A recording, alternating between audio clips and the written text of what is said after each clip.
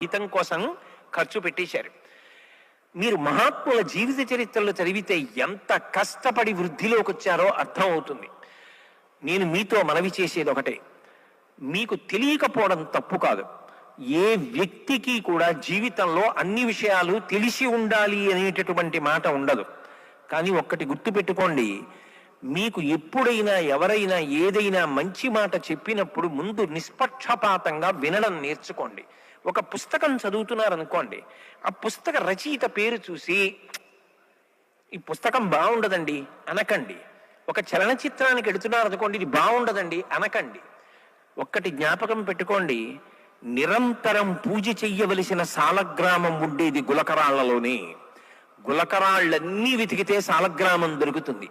పట్టుకోగలిగిన హృదయం మీకు ఉండాలి, కానీ ప్రతి దాంట్లోనూ ఒక మంచి విషయం కనపడుతుంది. ఏరుకోవడం మీకు రావాలి.